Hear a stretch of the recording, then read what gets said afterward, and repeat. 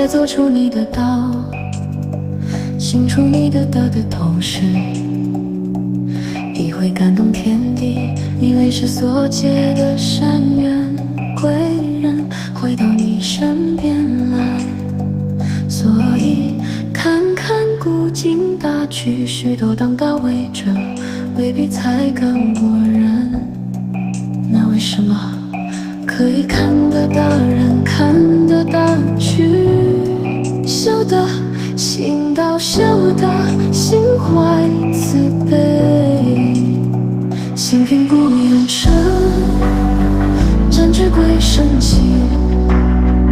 若问前程路，转看日的行，积善足成名，饥饿自灭身，跳脱命运缚，恢复本天真。所以现实，只要你心怀慈悲，真正的慈悲，你就能改运改命。运是短暂的，人有大运、小运、长运、短运、鸿运、歹运。那命呢？命是一生的难改，从运到命开始改，常常心变平和，起心动念。人有大运、小运、长运、短运、短运、鸿运、歹运。那命呢？运是一生的难改，从运到命开始改，常常心念平和，起心动念，常常是帮助人不害人，又很真实啊。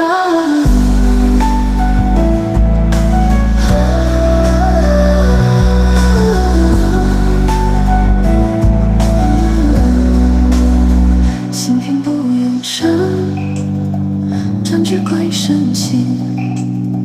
若问前程路，转看日的行，积善足成名，饥饿自灭身，跳脱命运缚，恢复本天真。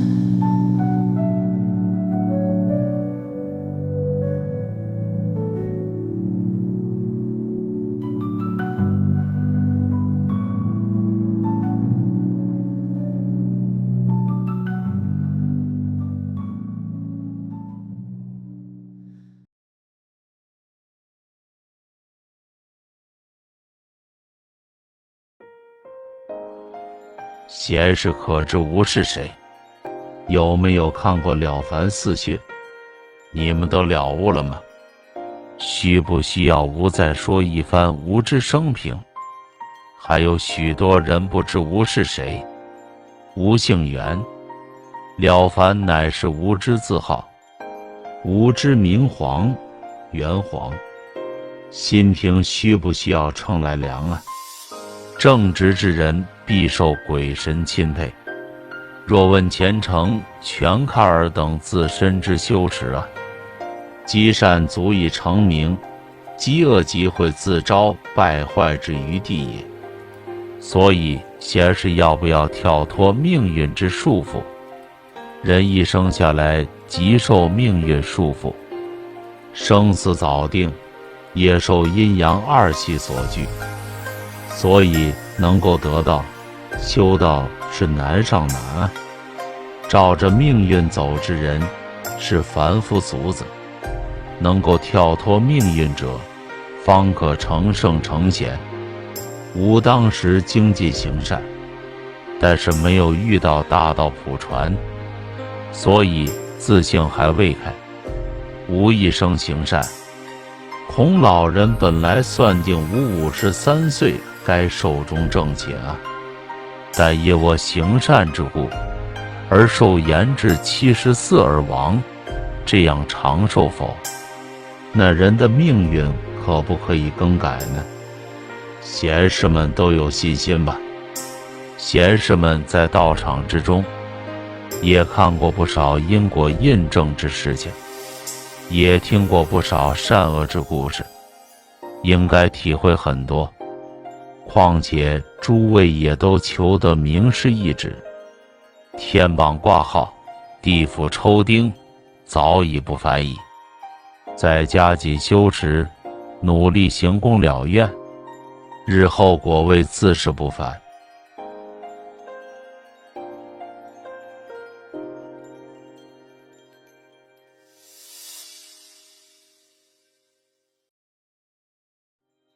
有徒儿要问：恩师啊，我造了善因，行善布施很多，我未来可以成为器界大仙，不用受刑罚。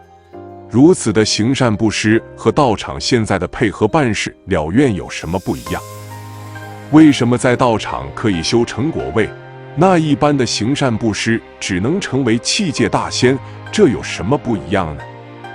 以西方国家来说，有很多的神父、修女的修持很好，也做得很好，本身也奉献在救人、救度众生的事业上，为什么死后仍旧只能成为器界大仙或者是代理神，而不是真正的解脱？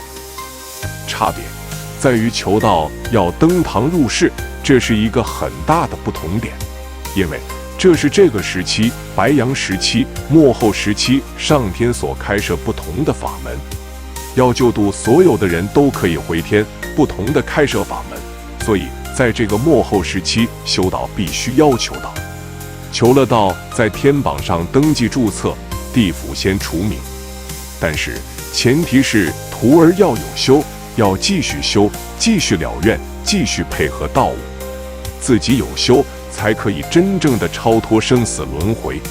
所以在这个时期必须求道、修道以及信道、行道，最后才能真正的正道。徒儿现在在道场修道，已经不只是造善因，善因最后的结果顶多到器界。现在的修道是要修回本性光明，所以现在来修道叫做了愿。愿这个字是圆心，现在来修道叫做了愿，也就是来找回原本的心。唯有找回原本的心，才能真正回到上天清净的无极里天。